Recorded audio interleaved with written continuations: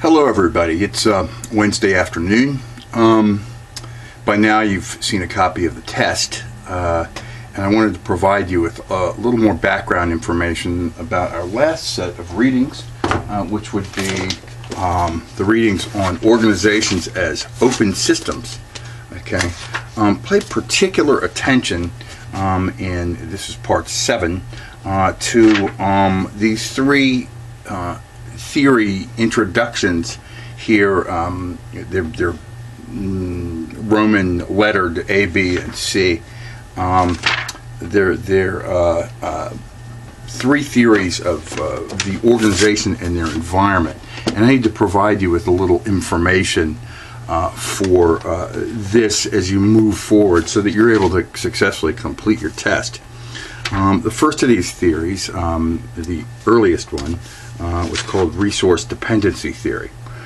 Basically, resource dependency theory, and it was authored by Pfeiffer and Solanczyk, who you'll read in reading 18.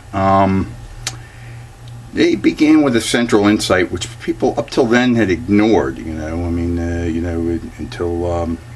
the 60s and 70s.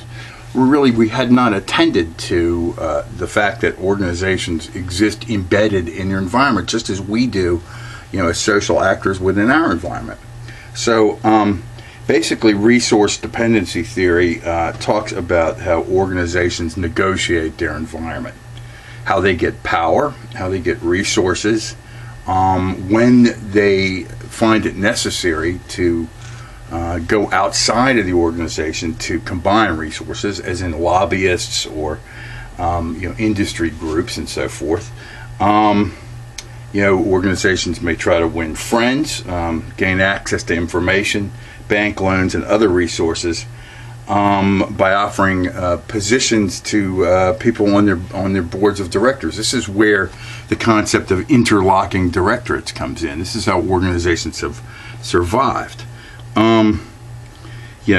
Basically, this is the earliest of these three theories, and basically the central insight for resource dependency theory is merely that organizations have to look outside of their environment to survive. The next two theories, institutional theory and what's called organizational ecology, or sometimes population ecology theory, or organizational ecology theory, kind of stand in sort of contrast to each other. Resource dependency theory, the first theory we talked about, is both a rational theory, and that it assumes that means and rationality, and the first of the open theories, which means that organizations, it's taking the organizational environment into consideration. Okay, true too of mainstream economic theories of organizations. Okay, basically, institutional theory, DiMaggio and Powell, sometimes called new institutional theory, make this argument. 1. Organizations work with incomplete information. Okay, we know this from earlier readings where we discussed bounded rationality. Okay. 2. Organizations, because they're working with incomplete information, they need to have some way of planning or sounding out what's in the environment in order to survive. Okay. 3, the way that organizations do that in their environment is to they copy other organizations to some degree. They copy processes in other organizations that have been effective for those other organizations. Why? Because you can never know for sure what's going to work. You can never know. So you copy what has worked for other organizations. Here's an example. Eastern Kentucky University President Benson is making a push for, quote, big football, unquote. Okay, he and the board of trustees are doing this because they've looked at Western Kentucky University, a similar organization, and have seen that that has been successful for them. So what they do, it's called mimic or mimetic isomorphism, right? Now this term isomorphism, essentially, you have to be aware of what it means. It means same form, okay? Basically, if we break down the, our same body, morph means change, or morphology of the body, but same isomorphism is same body. So when when Damasio and Powell in your reading talk about isomorphism, they're talking about the fact that organizations tend to look the same over time. There's more this theory holds that there's more organizational sameness than difference. How does this work?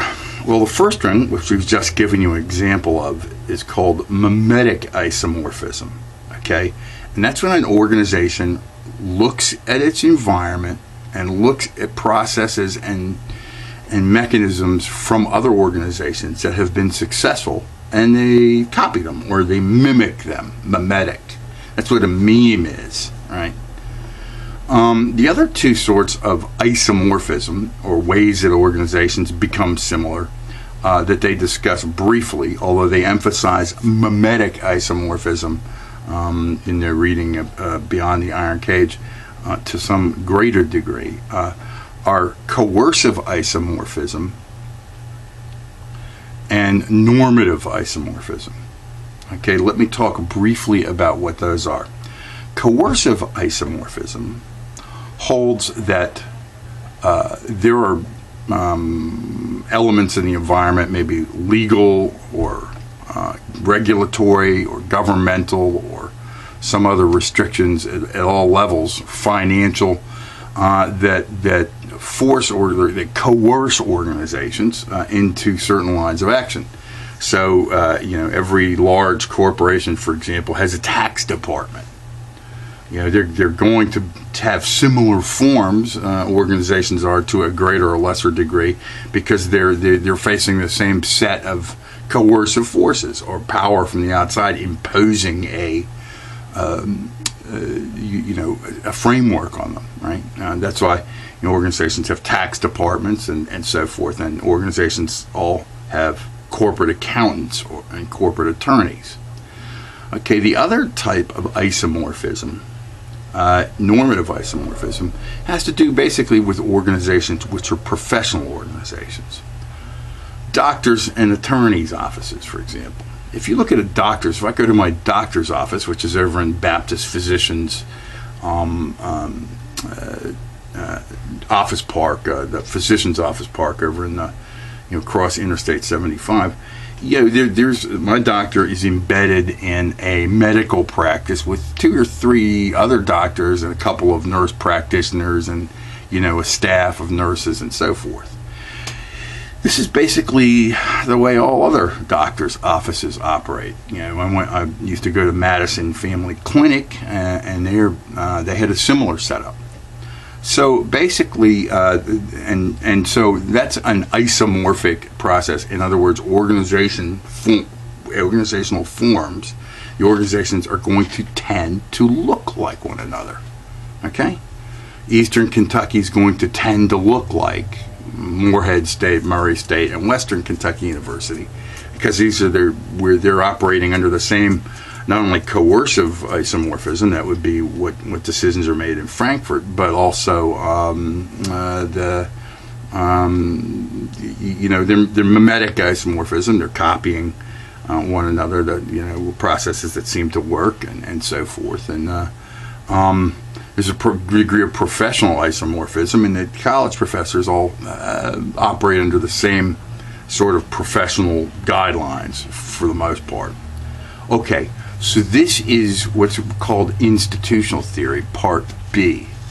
Okay, this stands in pretty sharp contrast to the second theory, what we're talking about, part C. Okay, of organizations as open systems. Remember, again, we're talking about organizations as open systems. Okay. Part C is called organizational ecology, variously population ecology, and so forth.